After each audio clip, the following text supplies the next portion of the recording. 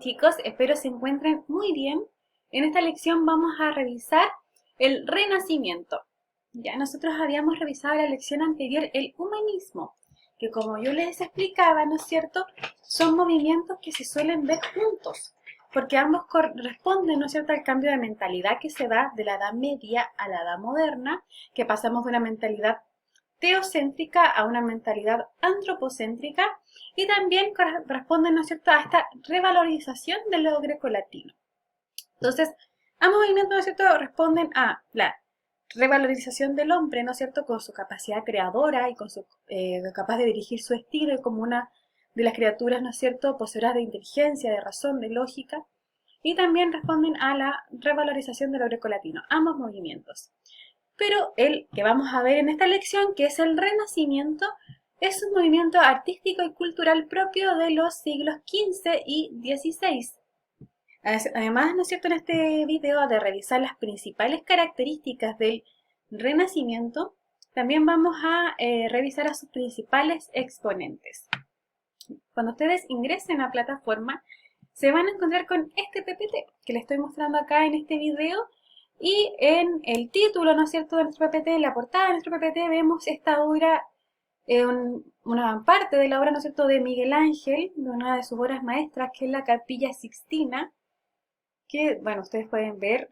Ya en esta obra, ¿no es cierto?, que Miguel Ángel fue considerado uno de los pintores más perfectos de la historia, si no es el más perfecto.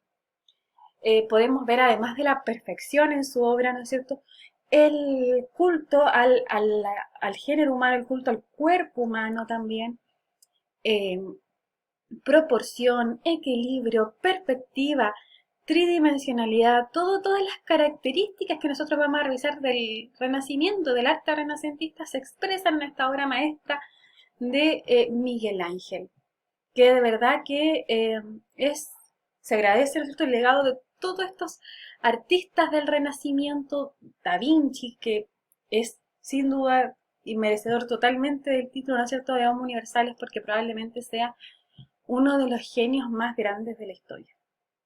Hay grandes genios de la historia, pero el más completo, a modo personal de considerar, ¿no es cierto?, es Da Vinci, porque se desarrolló en todas las áreas del conocimiento que nosotros podamos imaginar y que vamos a revisar en este video. Así que de verdad que es un privilegio que podamos tener a estos exponentes y que hasta el día de hoy podamos disfrutar de sus obras.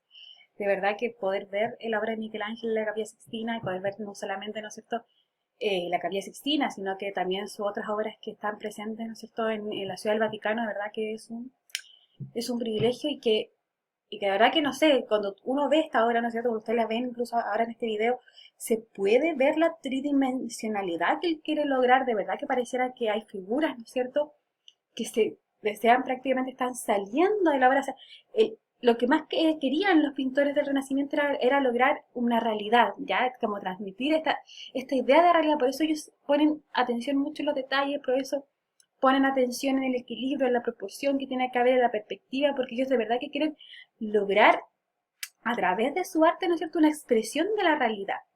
Y yo creo que lo logran en todos los artistas que vamos a revisar, de verdad que son unas obras, pero realmente que se logra expresar la realidad, que son, que tienden a la perfección, ¿ya?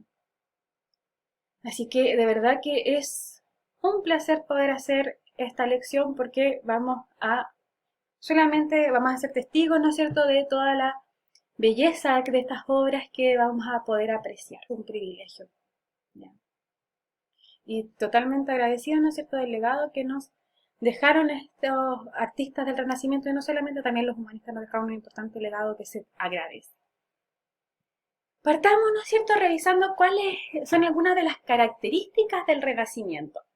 ¿Qué pasó en el Renacimiento? Lo primero que vamos a ver, ¿no es cierto?, es que se decidió abandonar los cánones estéticos de la Edad Media, ¿ya?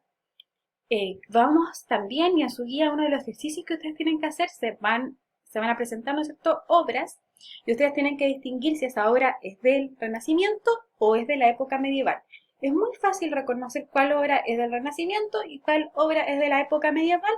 Bueno, y aparte tienen que argumentar por qué ustedes dicen que esa obra es de la época medieval y tienen que dar 3 características de por qué esa obra es medieval y 3 características de por qué esa obra es del Renacimiento. identificarlas, de verdad que va a ser muy sencillo después de que ustedes vean este video y revisen los PPT. ¿Ya? ¿Qué se hizo en el Renacimiento? Se comenzó a representar el cuerpo humano porque era bello, ¿ya? ¿Y cómo se comienza a representar? Con el máximo grado, ¿no es cierto?, de realidad posible, totalmente proporcionado, equilibrado y lo más ajustado, como yo les decía, a la realidad. Y entonces acá vemos, ¿no es cierto?, como ejemplo de esta representación del cuerpo humano, no solamente vamos a ver obras de Miguel Ángel, ya coincide que las dos primeras son de Miguel Ángel. Vamos a ver el David de Miguel Ángel, ¿no es cierto?, que representa la perfección, porque había mucho cuidado también en representar la anatomía del cuerpo humano. Y vemos, ¿no es cierto?, esta obra hermosísima de Miguel Ángel. Se va también a representar la naturaleza, el paisajismo, y también va a haber un uso de la perspectiva en esta representación de la naturaleza. Y como hay una revalorización del grecolatino, se va a entender que Roma es el centro del mundo de las artes, ¿ya? Así que principalmente todo el Renacimiento se va a dar principalmente en Italia, Milán, Roma, eh, Florencia, van a ser testigos de este movimiento renacentista. ¿Ya? Bueno, como les dije, ustedes tienen que identificar obras y ver si, ¿no es cierto?, estas obras corresponden a arte medieval o arte renacentista. Y por ello vamos a ver qué características tenía el arte medieval. Y bueno, generalmente casi todas las obras que yo les puse en la guía pertenecen al arte románico, ¿ya? El arte medieval era una pintura fundamentalmente, casi en su 90% religiosa y tenía una función pedagógica, o sea, de enseñar, ¿ya?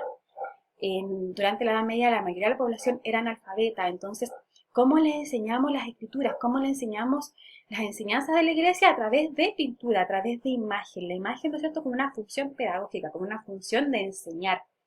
Prácticamente, casi todas las pinturas que vamos a ver de la Edad Media son frontales, ¿ya? Son súper rígidas, no representan movimiento, es un dibujo súper grueso, eh, como tosco, ¿ya? El objetivo, ¿no es cierto?, va a ser provocar emoción, o sea, de que la gente, ¿no es cierto?, eh,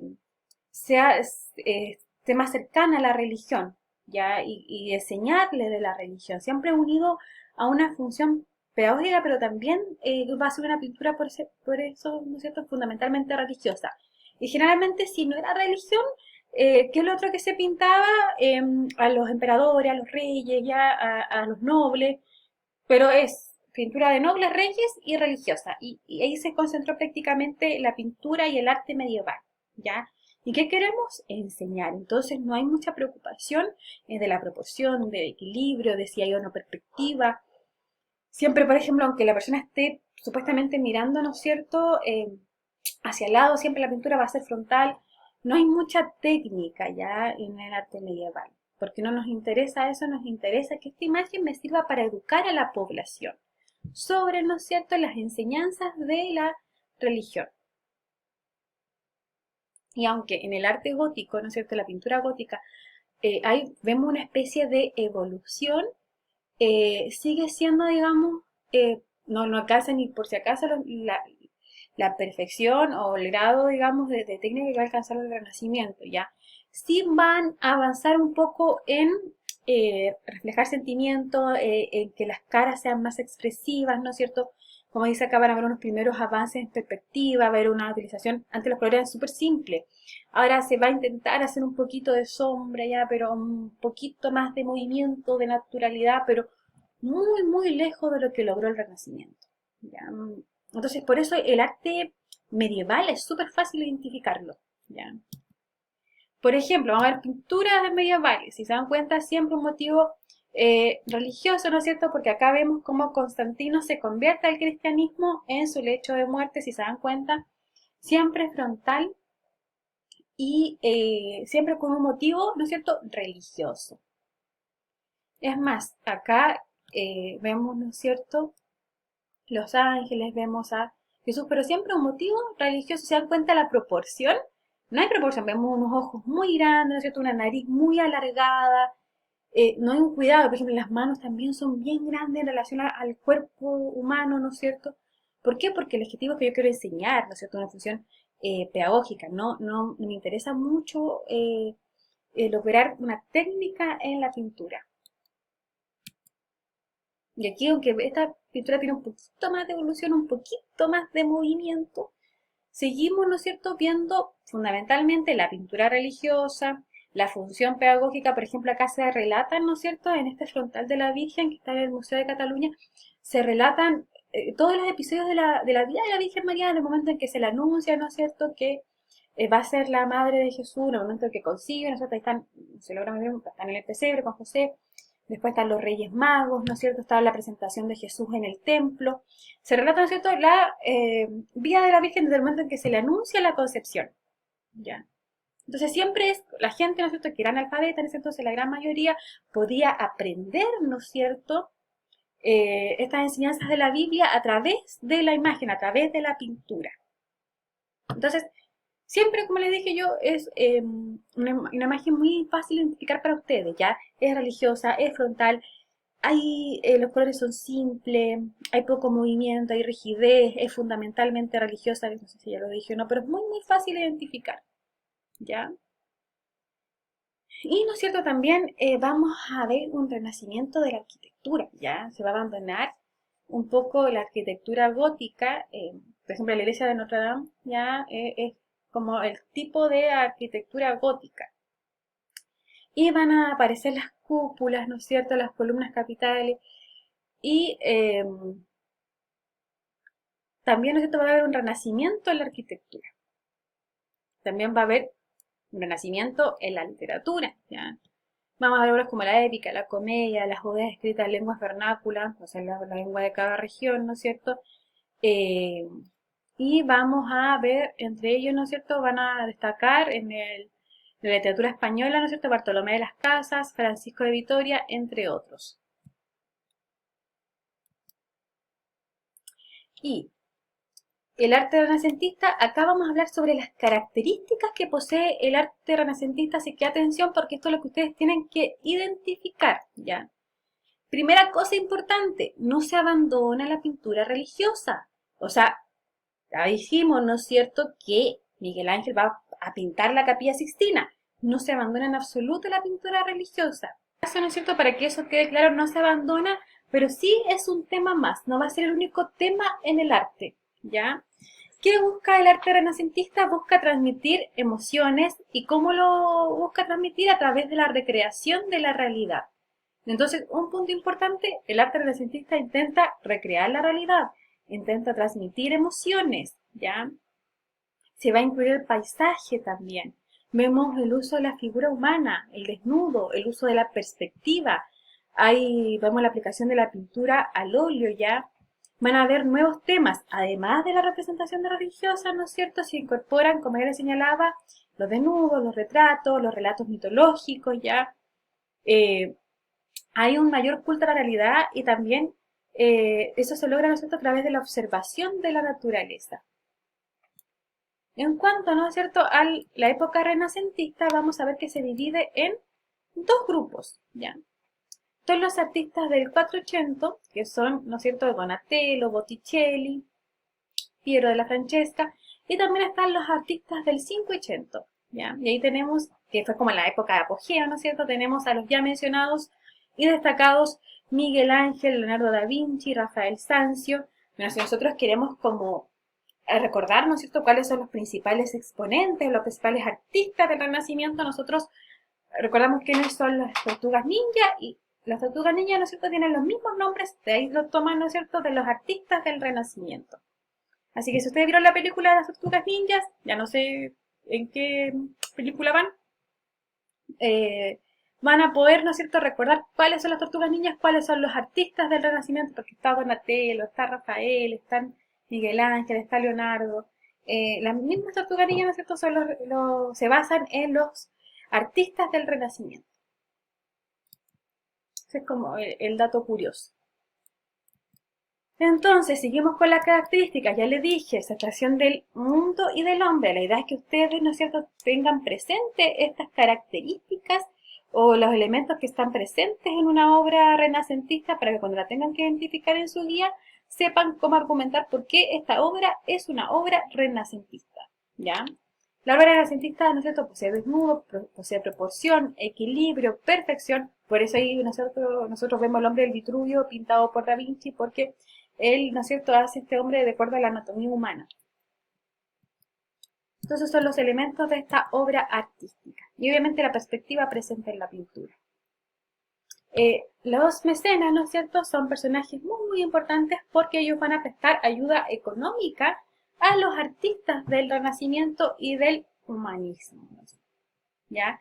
Y también, ¿no es cierto?, la idea es que los mecenas que buscan que los pintores, ¿no es cierto?, los artistas del Renacimiento le hagan esculturas y obras para decorar sus propiedades, ¿ya? Pero también los van a apoyar económicamente porque eso también mejora su reputación, le ayuda a mejorar sus relaciones públicas. Y dentro de eso, ¿no es cierto?, una de las familias que más apoyó a los artistas del Renacimiento va a ser la familia Medici.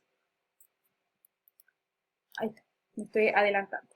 Que eran burgueses, ¿no es cierto?, muy adinerados que se habían enriquecido gracias a la banca, ¿ya? Y ellos apoyaron, ¿no es cierto?, a los principales, bueno, en el caso de Cosme de Medici, apoyó a los artistas del 480, ¿no es cierto? Y Lorenzo el Magnífico, que es su hijo, ¿no es cierto?, Eh, va a apoyar a muchos artistas del 580. Entre ellos, ¿no es cierto?, Miguel Ángel. Y bueno, ahí vemos un busto de Lorenzo de Medici. Y a veces como que las películas hacen harta alusión a lo que fue, bueno, en este caso el Tortuga Ninja, ¿no es cierto?, el artista del Renacimiento. Y si uno ve el busto de Lorenzo, eh, que se le apodó, ¿no es cierto?, Lorenzo el Magnífico, se parece harto al rey que aparecía en Shrek. Es un dato curioso, ¿no es cierto? Y bueno, ¿qué pasó en esta época, no es cierto? Se va a ver no solamente este movimiento artístico del Renacimiento y este movimiento literario o intelectual del humanismo, sino que también va a haber una revolución científica que va a ser nuestra próxima lección. Y ahí, ¿no es cierto?, uno de los representantes más importantes que vamos a estudiar, uno de los científicos más importantes va a ser el astrónomo, ¿no es cierto?, Nicolás Copérnico. Pero, porque durante este cambio de mentalidad, ¿no es cierto?, se le va a dar mayor importancia al uso de la razón, de la inteligencia humana. Por eso lo vamos a ver después, la revolución científica y los principales exponentes de la revolución científica, qué pasó con la teoría, que pasamos, ¿no es cierto?, la teoría geocéntrica, la teoría heliocéntrica. Eso lo vamos a ver cuando veamos la revolución científica y todos los avances que se dieron, ¿no es cierto?, en la edad moderna gracias a esta revolución. Y como ya les dije, ¿no es cierto?, están los principales exponentes del Renacimiento que ustedes pueden asociar con el nombre de las tortugas ninja. ¿Ya? ¿Qué representó el Renacimiento? Representó el fin a los años de oscuridad, ¿no es cierto?, que se considera que fue la Edad Media. Aunque ahora, ¿no es cierto?, hay otra visión de que la Edad Media también fue súper rica culturalmente, porque había un lado espiritual, ¿no es cierto?, que fue abordado por la gente en ese entonces y también eh, estaba toda esta cultura, por eso hay tantas películas ahora, desde El Señor de los Anillos en adelante, que ve la Edad Media, ¿no es cierto?, como el escenario, porque tenemos todas estas ideas de hadas, de duendes, y de verdad que, contrario al pensamiento de la Edad Moderna, que era como la Edad Media, la época oscura, ahora hay también una revalorización, pero vamos a decir, de lo que fue la Edad Media y todo el ámbito cultural que fue muchas veces desnortado por, digamos, esta mentalidad, ¿no es cierto?, teocéntrica, pero que en realidad era muy rica culturalmente también. Bien. Y pasamos a uno de los exponentes, los principales exponentes del humanismo, que es Leonardo da Vinci, que como yo, no sé si se lo mencioné antes, pero prácticamente, y a modo personal, se considera uno de los genios más grandes de la historia. O sea, da Vinci era la persona, de verdad que se merece el título de Homo Universalis, porque realmente era multifacético y se desarrolló en todas las áreas del conocimiento que nosotros podamos pensar ya. Fue anatomista, arquitecto, botánico, científico, escritor, escultor, filósofo, ingeniero, músico, poeta y urbanista. ¿Ya? Por eso, por todas estas áreas que Da Vinci digamos, se desarrolló, se considera uno de los genios más grandes de la historia, si no es el genio más grande de la historia.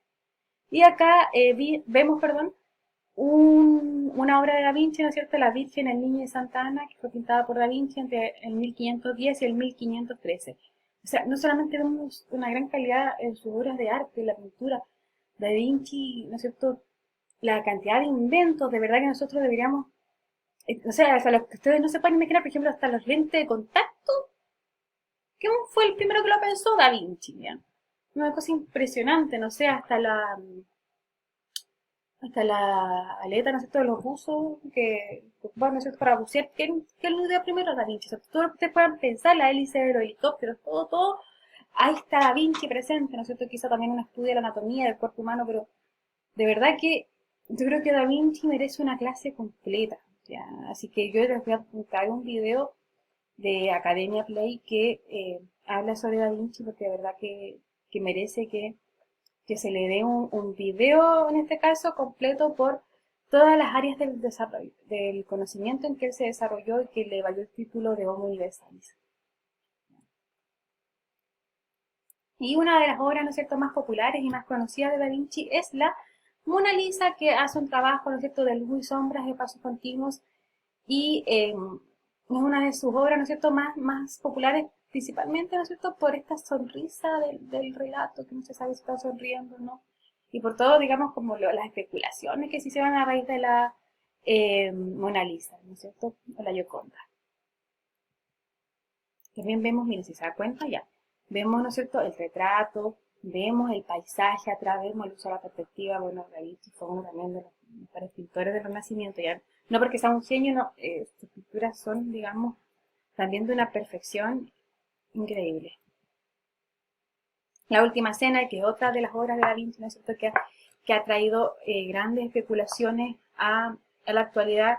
Y uno, obviamente, de los aspectos más impresionantes de esta pintura, ¿no es cierto?, es la figura de María Magdalena, ¿ya? Y bueno, esta obra aún se mantiene, ¿no es cierto?, en el refectorio del convento dominico de Santa María en Milán, ¿ya? Casi todas las obras de Da Vinci uno las puede ver en Milán, incluso hay un museo especial de Da Vinci en Milán, ¿ya? Y bueno, la otra obra que yo, ¿no es cierto?, que les mencionaba es El hombre del Vitruvio, que acá vemos la importancia que le da Da Vinci a la anatomía en sus dibujos, ¿no es cierto?, hace todo un estudio de la proporción del ser humano y incluso se pueden ver, ¿no es cierto?, el de la obra original, algunas anotaciones que hace respecto a la anatomía y el estudio que hace de la anatomía del ser humano. Miguel Ángel, ya. Acá vemos, ¿no es cierto?, una pintura que se encuentra en el Vaticano, ¿no es cierto?, que está hecha de mármol, que es un ángel, ¿no es cierto?, que está portando un candelabro.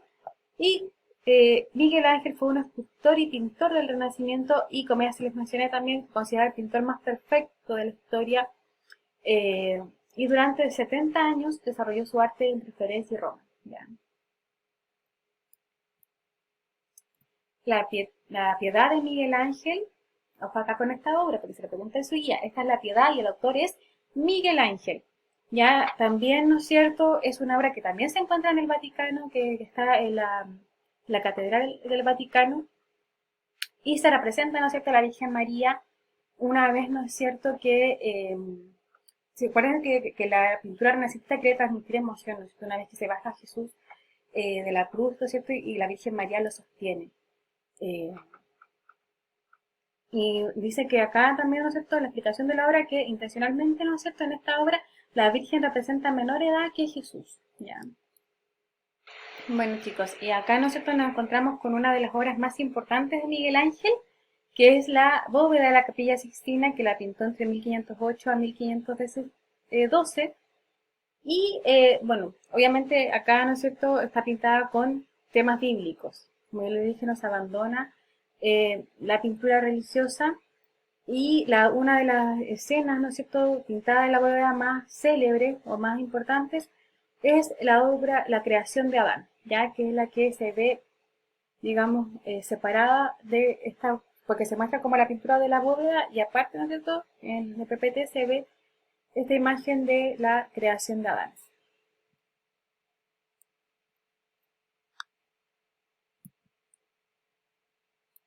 Otro de los grandes exponentes, ¿no es cierto?, del Renacimiento es Rafael Sanzio, que fue un pintor y arquitecto italiano del Renacimiento, y su obra ha sido, ¿no es cierto?, admirada e imitada durante siglos, ¿ya?